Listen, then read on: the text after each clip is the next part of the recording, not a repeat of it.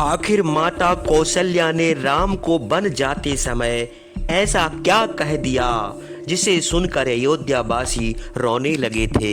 जब भगवान राम को 14 वर्ष का वनवास हो जाता है तब वन को जाने की आज्ञा अपनी माता कौशल्या से लेने उनके पास आते हैं और जब अपनी माता से कहते हैं, माँ मुझे पिताजी ने 14 वर्ष के लिए वनवास दे दिया है। और जब राम माता को सारी बातें बताते हैं तो माता दुखी होती है।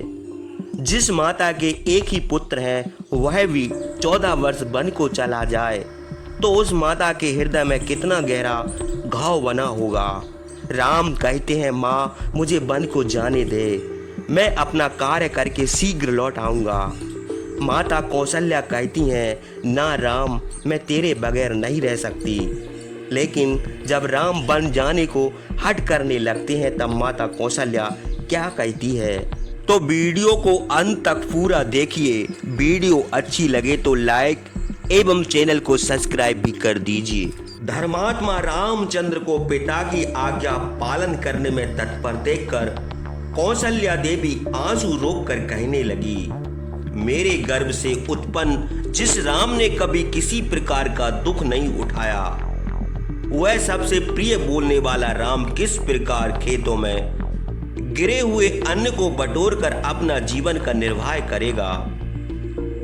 जिसके सेवक और नौकर स्वादिष्ट भोजन करते हैं वह राम वन में मूल फल खाकर किस तरह से रहेगा। माता कौशल्या आंखों में आंसू भरकर कहती हैं, हे पुत्र राम, जिस प्रकार गाय अपने बछड़े के पीछे जाती है उसी प्रकार मैं भी तुम्हारे साथ वन को चलूंगी। पुरुष श्रेष्ठ रामचंद्र ने रोती हुई माता की यह बातें सुनकर उनसे कहा, माता कैकेयी ने पिताजी को धोखा देकर उनको बहुत दुखित कर दिया है। मैं वन को जाता हूँ और यदि आप भी मेरे साथ चलेंगी तो निस्संदेह वे अपने प्राण त्याग देंगे। पति को त्याग देने के समान स्त्रियों को दूसरी कोई निठुरता नहीं है। यदि आप इस निंदित काम के करने का इरादा भी ना कीजिए। जब तक मेरे पिता दशरथ जीवित हैं तब तक आप उनकी सेवा कीजिए, यही सनातन धर्म है। रामचंद्र के यह कहने पर कौशल्या ने बड़ी प्रसन्नता से कहा, बेटा तुम बहुत ठीक कहते हो, पति की सेवा करना स्त्रियों का सर्वश्रेष्ठ धर्म है, इसमें कोई संदेह नहीं है। तब धर्मात्मा रामचंद्र ने फिर उनसे कहा, माता महाराज दशरथ आपके पति हैं, मेरे परम पूज्य पिता हैं, राजा हैं और सबके स्वामी हैं। उनकी आज्ञा का पालन करना मेरा और आपका कर्तव्य है। मैं 14 वर्ष वन में रहकर लौट आऊंगा और बड़ी प्रसन्नता से आपकी आज्ञा का पालन करूंगा। रामचंद्र के यह कहने पर माता कौशल्या ने आंखों में आंसू भरकर उनसे कहा, बेटा तुम्हारे चले जाने पर इन सौतों के साथ मेरा निर्वाह न होगा। यदि तुम अपने पिता की आज्ञा से वन को जाना ही चाहते हो तो मुझे भी मृगी के समान वन को ले चलो। कौशल्या यह कहकर दुख के मारे रोने लगी। माता को दुखित देखकर रामचंद्र भी रोने लगे और उनसे बोले, स्त्री जब तक जीवित रहे तब तक पति ही उसका देवता और स्वामी है।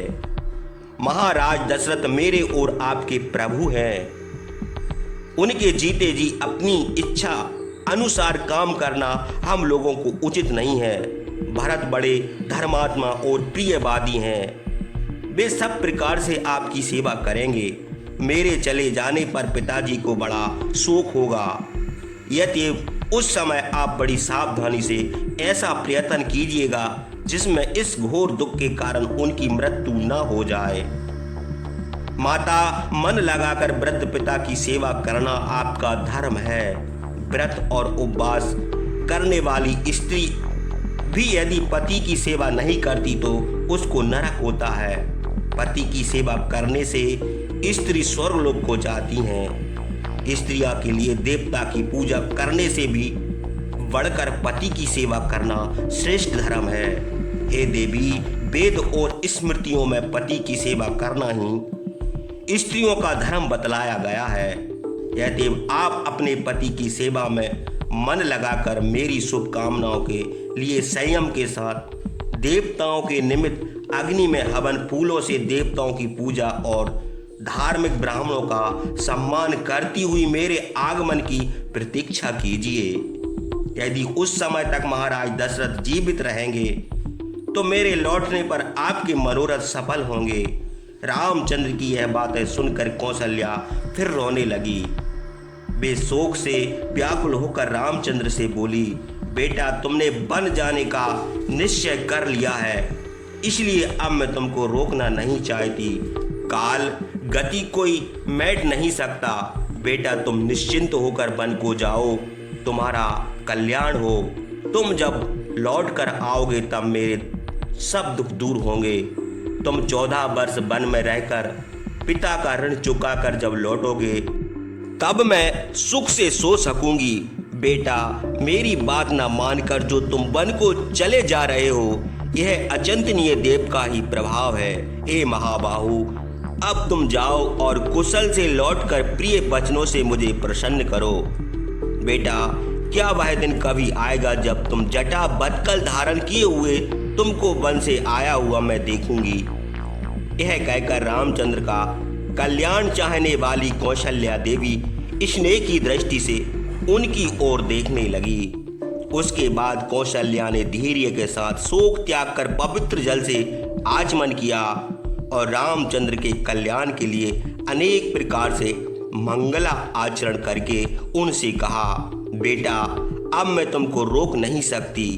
तुम वन को जाओ और 14 वर्ष वन में रहकर शीघ्र लौट आओ। माता कौशल्या ने रामचंद्र को इस प्रकार आशीर्वाद देकर धूप और माला से देवताओं की पूजा और स्तुति की। उसके बाद घी, सफेद फूलों की मालाएं, सामिद और सफेद सरसों आदि सामग्री एकत्र करके रामचंद्र के कल्याण के लिए प्रज्वलित अग्नि में ब्राह्मणों द्वारा हवन कराया।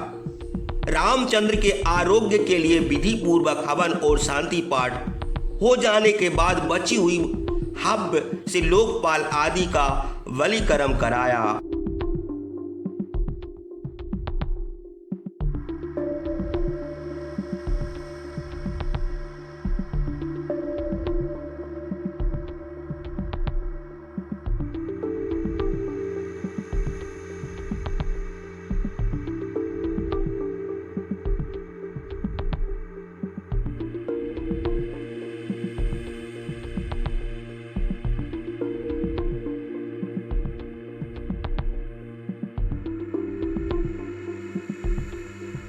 माता कौशल्या कहती हैं, महासमुद्र, तीन वेद, तीनों लोकों और सब दिशाएं तुम्हारा कल्याण करें। देवी कौशल्या ने इस प्रकार रामचंद्र से कहकर उनके माथे में अक्षित और चंदन आदि सुगंध लगाकर मंत्र पढ़कर रक्षा के लिए परिचित विशल्यकर्णी औषधि नामक उनके हाथ में बांध दी।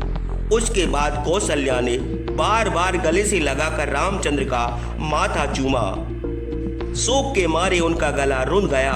वे दुखित होने पर भी प्रसन्नता प्रकट करती हुई मन से नहीं केवल मुंह से गदगद स्वर से बोली, बेटा, अब तुम प्रसन्नता से जाओ, तुम्हारा मनोरथ सफल हो। बेटा, 14 वर्ष वन में बिताकर तुम अयोध्या को निरोग लौटो और मैं राजमार्ग में तुमको देखूं। बेटा, तुम पिता की आज्ञा का पालन करके वन से कुशल पूर्वक लौटकर मेरे और मेरी वधू सीता के सब मनोरथ पूर्ण करो।